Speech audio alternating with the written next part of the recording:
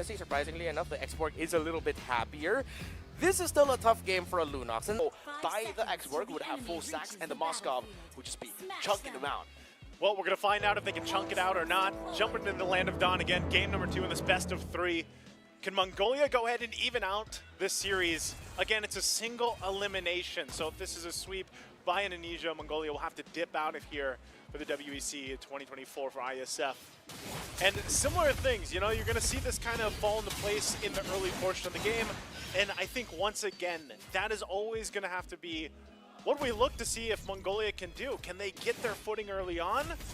And even if they do that, like they did in the previous game, they've got a whole lot to deal with. And this time around, it is a Garakacha, which we have seen do so much for teams that draft this hero in, and with the Revitalize.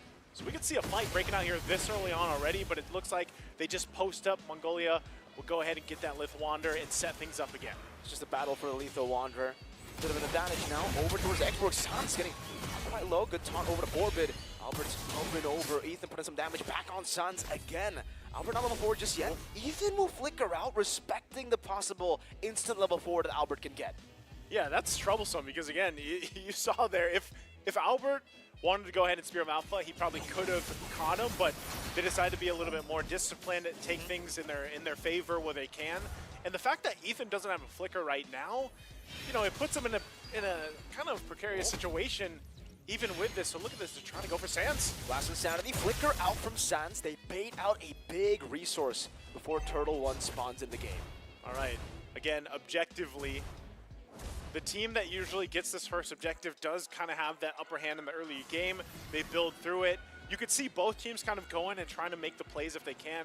Mongolia has been the aggressor, I would say, throughout the series. A lot of the times, they've been trying to get the early advantage going on, but they've just got to go ahead and respond now. So Albert, he'll start up the Turtle. Ethan gives the information.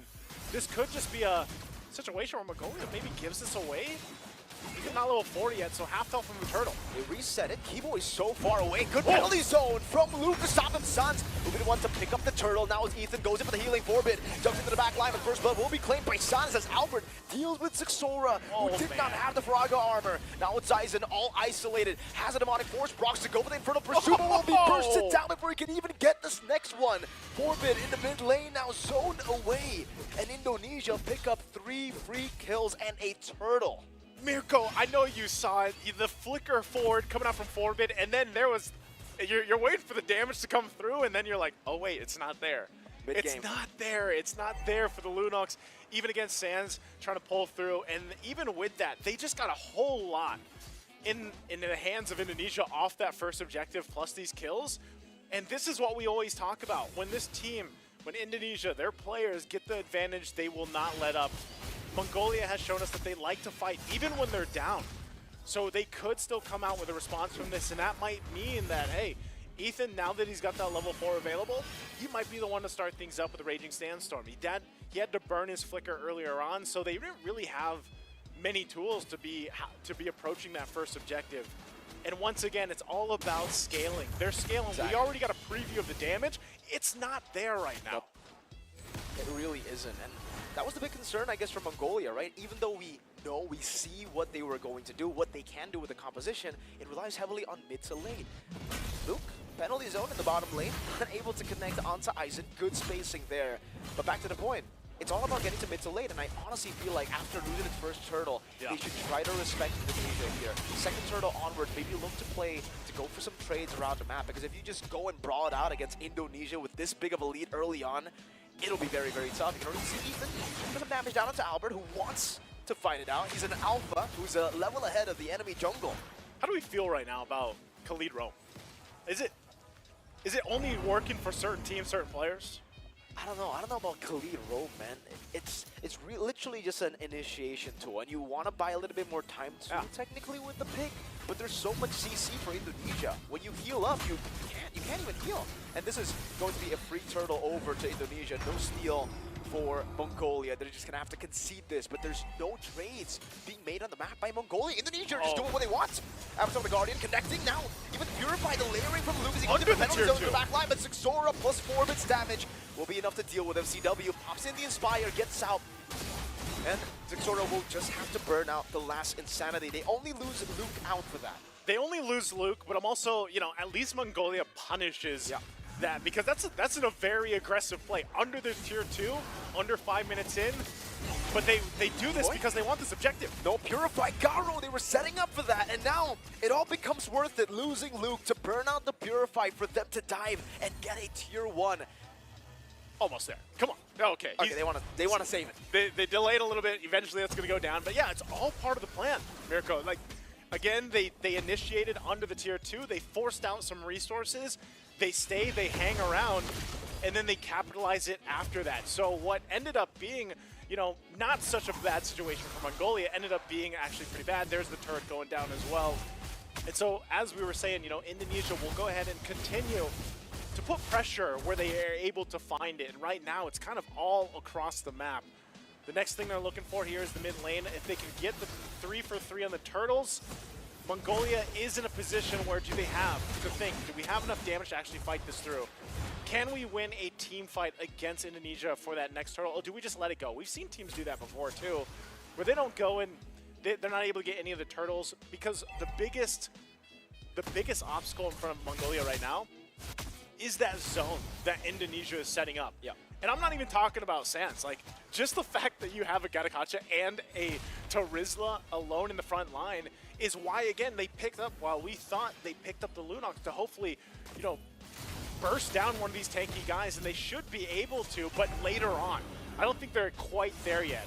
But it looks like Mongolia, flicker burned. Look at the targeting from Sans, always putting the Void Blast onto Zixora. Now, RWM, last incentive to be used, but he's going to be very, very low. Keyboy jumps into the Avatar, and again, it's CW, who's just wreaking havoc. Zixora backed away by Keyboy. He's the one who's zoning the X-Borg. This is the pick to counter the Gatakacha, but Zixora, I don't know where he can go. Sans will be rotating as well. Keyboy will be the one to get the kill. Though it is traded, it is definitely worth it for Indonesia, 4-1. Again, as I was asking before that broke out, is this the right moment that Mongolia wants to fight, to contest? No, it wasn't. That was not the fight you wanted to take, and now you get further into the hole that Indonesia has been building up. And you're going to find himself, even Albert, confident enough. 1v4, Albert. I don't know if you want to take this. The Chaos come through. Luke, penalty zone only onto Aizen. And it's Mongolia who have to back away from 2 members of Indonesia. So they back away. Again, some resources are down here. Now the Malefic Gun picked up by CW. They'll go ahead and work in on these tier 2s. That's the next site for them in Mongolia. Like I was saying, they've got to kind of check themselves. You know, stop trying to force some of these fights for a little bit until you're ready for them, because even so, whether it's a Lunox, whether it's a Smozkov, they have not been able to find favorable fights. Look at this pressure here. Spear of Alpha already going to be used from Albert.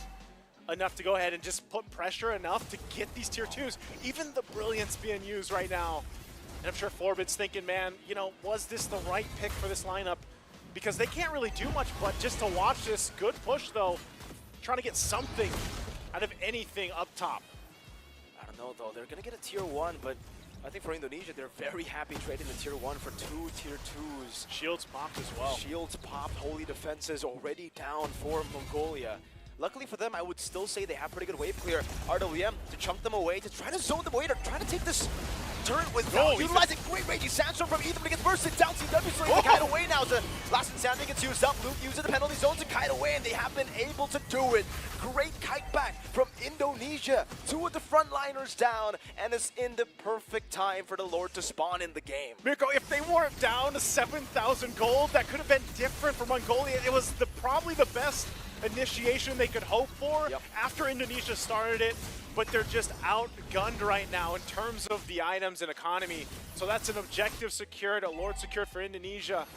And if only Mongolia had a little more firepower in the exchange, they probably could have gotten a couple kills out of it. But like you mentioned, great kite back and just disengage from that fight, from that setup. You know, Ethan couldn't have hoped for a better Raging Sandstorm in that situation, but now they have to go and prep up. Can they defend this? We're under the 10-minute mark. The shields are already down. They were worked on earlier. Here's the Lord in the mid lane. Let's see how to utilize it. Lord in the mid lane going to be able to charge into the base. CW getting rid of the Holy Defense up top, as that's going to be a Spear of Alpha over to Zixora. Taking the Faraga armor away. Also an RWM, interestingly, already used up. CW unable to get the turret in the mid lane, but it is already very, very low. The look towards the second empowered waves to try to get this turret down. Again, from Mongolia, they have pretty good wave clip. Penalty zone. Luke catching Ethan. Now the Avatar of the Guardian. They all just crash down onto Mongolia. It's still a lot of damage placed down. That's a shutdown. CW taking out, but look at Albert on this Alpha, who's an absolute monster at this point. A snowballing Spear of Alpha.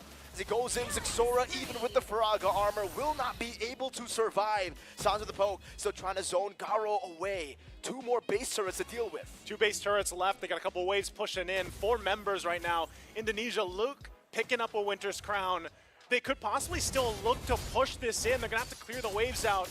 Rest of the members from Mongolia do come up. So right now, they hold on into this game at number 2. They don't want to get swept here. Making Indonesia work for this win. Once again, Mongolia trying to just hold things together. It's slipping out of their hands, though. 10,000 gold behind at this point. Really looking to see where this Lunox plays its part, plays its role. Yes, they defended. Yes, they're still in their base. They got 1 base turret. But is this the time? We're 11 minutes in. We already talked about that mid to late game for this lineup from Mongolia. But when you have a 10,000 gold deficit to work for, it gets even more grim. The fights here into the jungle. Oh, CW still able to cut away now. Oh, the Demonic Force connects. CW will be chased down. Crossbow Tang from CW to turn it around again. And the translation over from the Crossbow Tang over to Eisen as he goes in for the Infernal Pursuit. It'll be Albert in the mid lane together with Luke escorting this one melee minion. That's a penalty zone to bait out the Purify. Now the Spear of Alpha as they go for the shred onto Garo. So many turret shots tanked away by Indonesia. But it's a given for this full tanky lineup. Now a taunt to take Forbid down. He will go for the Brilliance, but Mongolia will be knocked out from the Iesf playoffs of MLBB. Indonesia move forward. Indonesia